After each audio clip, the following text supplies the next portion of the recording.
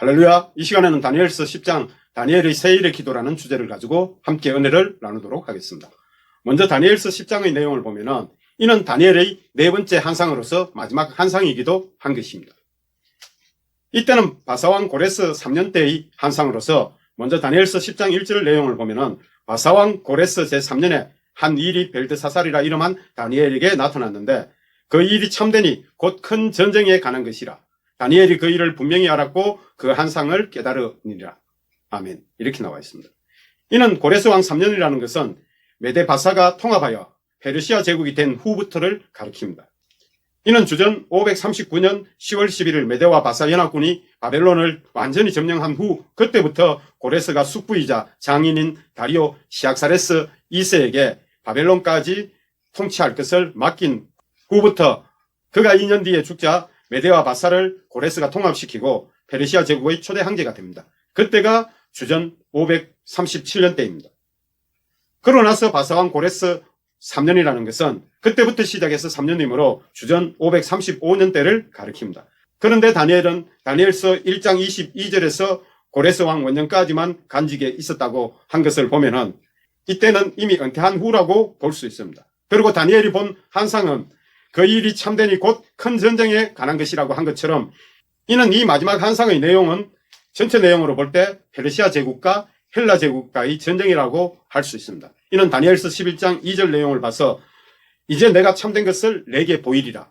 이 말을 천사가 한 것처럼 다니엘이 이 일이 참되니 곧 큰 전쟁에 관한 것이라고 이렇게 10장에서 언급한 것입니다. 그래서 이 구절에서 알 수 있듯이 페르시아 제국이 헬라 제국으로 넘어가는 과정에서의 그 전쟁을 가리킨다고 할 수 있습니다.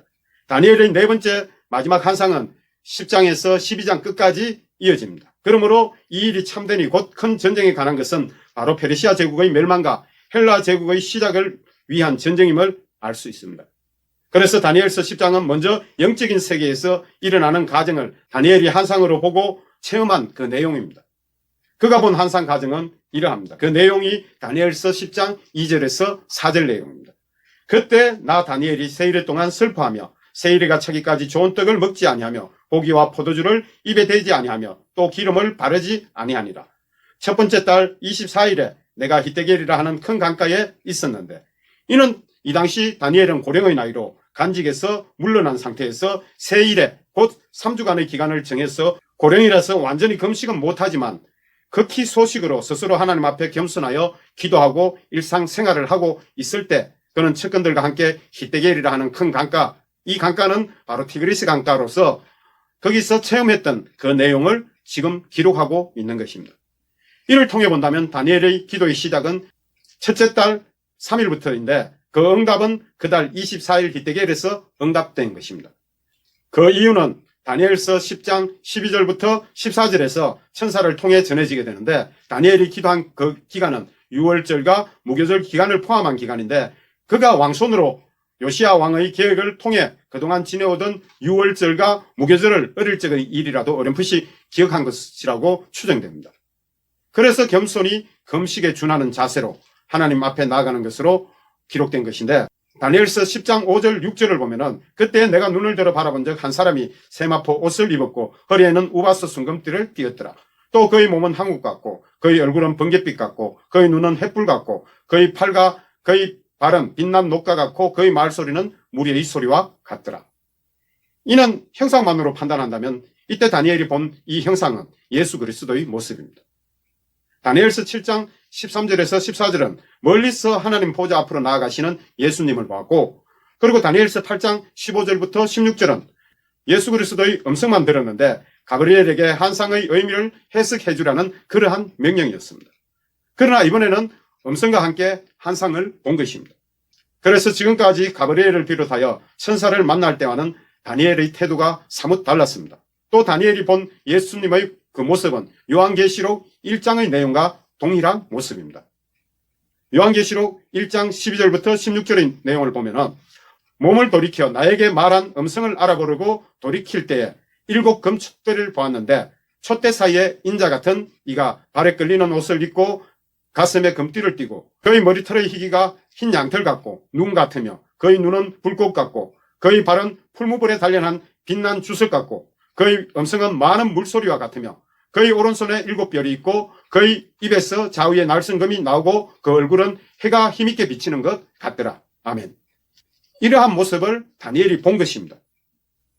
그리고 7절, 8절 내용을 보면은 이 한상을 나 다니엘이 홀로 보았고 나와 함께한 사람들은 이 한상은 보지 못하였어도 그들이 크게 떨며 도망하여 숨었느니라.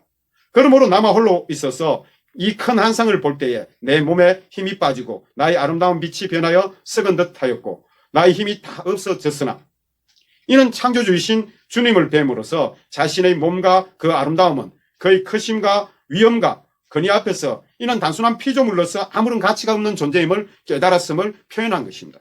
그만큼 주님의 영광이 큰 것을 밝히고 있는데 또 한상도 주님의 모습이 큰 한상이라고 다니엘이 설명하는 것 같이 이만큼 주님의 영광이 컸고 주님의 모습이 컸던 것을 알 수가 있습니다. 그리고 9절에 내가 그의 음성을 들었는데 그의 음성을 들을 때에 내가 얼굴을 땅에 대고 깊이 잠들었느니라. 참고로 주님께서는 한 사람이 있을 때도 나타나시지만은 여러 사람이 있을 때도 나타나십니다. 이는 다메섹 청년 사울을 만날 때도 그러하셨는데 또 예수님이 사역하실 때는 제자들에게도 하나님께서 음성을 들려주시고 한상을 함께 체험하게 하실 때도 있었습니다. 그런데 다른 사람들한테는 음성이 안 들려도 이상하게 주님의 임재를 주변 사람들의 영이 느낀다고 판단됩니다. 아마도 당시 구약에서는 죄 있는 몸이기 때문에 하나님을 보는 자는 죽는다는 인식이 모세 때인 시내산 강림하실 때부터 있었기 때문에 그러하다고 생각됩니다. 이처럼 다니엘의 일행인 그 측근들은 감각적으로 하나님의 임재를 느끼고 두려워 떨며 도망하여 숨은 것으로 추측할 수가 있는 것입니다. 그리고 이번에는 잠든 다니엘을 천사가 일으켜 세우는 내용입니다. 그 내용이 다니엘서 10장 10절부터 12절까지의 내용입니다. 이는 천사가 다니엘을 일으켜 세우면서 큰 온충을 받은 사람 다니엘아, 내가 내게 이르는 말을 깨닫고 일었으라. 내가 내게 보내심을 받았느니라. 이렇게 전하면서 다니엘아 두려워하지 말라. 내가 깨달으려 하여 내 하나님 앞에 스스로 겸비하게 하기로 결심하던 첫날부터 내 말이 응답을 받았으므로 내가 내 말로 말미암아 왔느니라. 라고 이렇게 천사가 한 말에서 다니엘은 이 문제를 고민하다가 기도한 것으로 보입니다. 그리고 13절, 14절 내용을 보면은 그런데 바사 왕국의 군주가 21일 동안 나를 막았으므로 내가 거기 바사 왕국의 왕들과 함께 머물러 있더니 가장 높은 군주 중 하나인 미가엘이 와서 나를 도와주므로 이제 내가 마지막 날에 내 백성이 당할 일을 내게 깨닫게 하려 왔노라. 이는 이 한상이 오랜 후의 일임이라 하더라. 바사 왕국의 군주라는 것은 세상 나라를 주도하고자 하는 악한 영들인 마귀의 세력을 가리킵니다.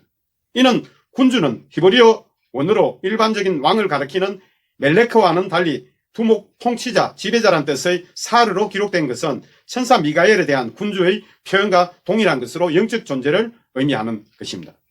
이러므로 바사 왕국의 왕들은 통상적인 페르시아 왕들을 지칭하는 것이 아니라 페르시아 제국을 주관하는 마귀의 세력을 가리키는 것을 알 수가 있습니다. 즉 에베소서 2장 2절에서 공중의 건설을 잡은 자로서 불순종의 아들들 가운데 역사하는 영을 가리키는 것입니다. 또 에베소서 6장 6절에서의 말씀처럼 세상의 통치자와 건세들과 이 어둠의 세상을 주관하는 자들 위에 역사하는 악한 영들을 의미한다고 할 수 있습니다. 그래야만이 올바른 해석이 되는 것은 사람보다 뛰어난 천사가 어떤 사람들 때문에 기도의 응답이 늦어진다는 것은 말이 되지 않기 때문입니다. 그래서 페르시아 제국을 주관하고자 하는 악의 영들에게 가로막혀 응답이 늦었는데 마침 가장 높은 군주 중 하나인 미가엘 곧 군주라는 히브리 원어는 샤림 니소림은 첫째 우두물이라는 뜻입니다. 이는 하나님의 수종을 드는 천사들의 어뜸을 가리킵니다. 특히 미가엘은 천사장들 중에서 수석 천사장으로서 누가 하나님과 같은가라는 그 의미를 갖고 있는 이름을 가진 하나님 택한 백성을 보호하는 그러한 임무를 맡아 악한 마귀의 건세에 대항하여 싸우는 천사장인 것을 알 수 있습니다. 이는 유다서 1장 9절과 계시록 12장 9절에 잘 나타나 있습니다. 14절에서 보듯이 다니엘이 깨달으려고 했던 것은 마지막 날에 내 백성에 당할 일, 즉 헬라 제국의 안티오쿠스 4세인 에피파네스로 인해서 헬라 제국의 마지막 때인 약 6년 4개월 정도의 2300주야라고 표현한 것입니다. 이는 주전 164년 12월 25일 회복된 것으로 보면은 이는 주전 170년 8월경부터 헬라의 셀루시드 왕조인 안티오쿠스 4세 에피파네스로부터 고난을 당했음을 추정할 수 있습니다. 이 가운데 극심한 환란은 3년 반으로서 대제사장을 임의로 임명한 것과 안식일과 할례를 폐지하고 또 제우스 신상을 성소에 세우고 성전을 대지피로 더럽힌 그 일과 또 거룩한 성도들의 희생인 마카비 일가 중심으로 대항한 성도들의 죽음, 그 순교를 통해서 이어지는 그 사건을 가리키는 것입니다. 그러므로 네 번째 이 한상은 두 번째 한상인 벨사살 왕 3년 주전 547년에 본 한상과 세 번째 다리오 왕 원년인 주전 539년에 본 한상에서 그에 대해 확실히 깨닫지 못한 다니엘이 기도를 통해 하나님께 구함으로 이에 대해서 10장부터 12장까지 마지막 네 번째의 한상을 통해 하나님께서 상세히 계시해주는 그러한 내용입니다. 이는 이런 일의 내용에서 알 수 있듯이 하나님의 백성들이 하나님의 뜻대로 행하지 않기에 그로 인하여 받는 고통으로 14절의 마지막 날에 내 백성이 당할 일에 관하여서는 다니엘서 8장 19절의 그 내용입니다. 이르되 진노하시는 때가 마친 후에 될 일을 내가 내게 알게 하리니 이 한상은 정한 때 끝에 관한 것임이라. 결국 전체적 내용으로 볼 때 하나님 백성들이 불순종함으로 신구약 중간 시대에 임할 하나님의 심판으로서 헬라 제국의 끝에 관한 내용임을 가브리엘 천사장을 통해서 밝히는 것임을 들었던 것입니다. 그러나 다니엘이 이 내용에 대해서 완전히 깨닫지 못함으로써 이에 대해 근심하고 고민하고 있는 차에 21일간 작정 기도를 함으로써 하나님께서 이를 천사를 통해서 다시 한번 계시를 해주게 되는 그러한 내용입니다.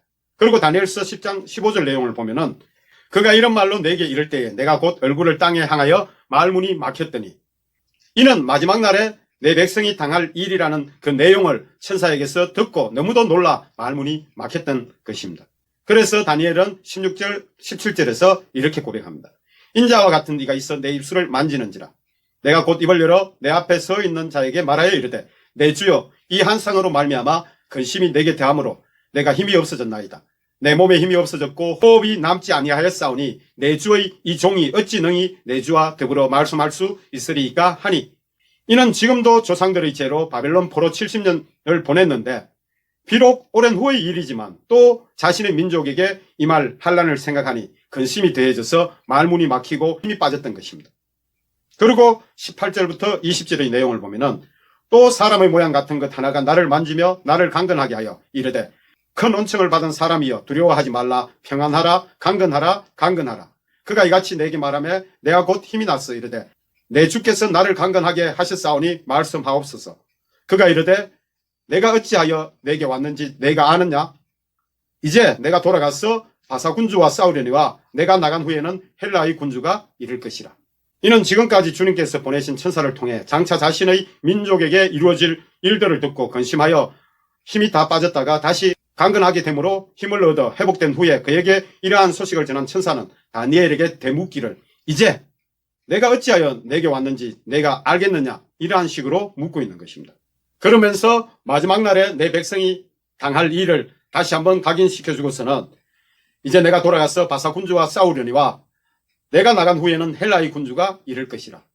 이는 그가 돌아가서 페르시아 제국 위에 역사하는 악의 영들과 싸우고 나아가면 하나님께서 예언하신 대로 헬라 제국이 세워지지만 이들을 지배하고자 하는 악의 영들이 또다시 그곳에서 하나님의 일을 방해할 것을 의미하는 그러한 내용입니다. 그래서 다니엘서 10장 21절은 오직 내가 먼저 진리의 글에 기록된 것으로 내게 보이리라. 나를 도와서 그들을 대항할 자는 너희 군주 미가엘 뿐이니라. 이렇게 전합니다. 이는 11장에 기록된 장차될 일들을 다니엘에게 보이려고 하는 것인데 이러한 일들에서 마귀의 해방과 대적의 역사를 이기게 하고 하나님의 뜻대로 세상 나라의 역사를 이끌면서 마귀의 세력을 이길 자는 하나님의 백성을 지키는 미가엘 천사 외에는 없음을 이 천사가 전해주고 있습니다. 그만큼 루시퍼였던 마귀는 그 근세와 위험이 컸기에 오직 미가엘 천사장밖에 이를 이길 수 없다는 것을 깨닫게 해주는 그러한 내용입니다. 이로써 다니엘서 10장 내용을 모두 마치겠습니다. 할렐루야.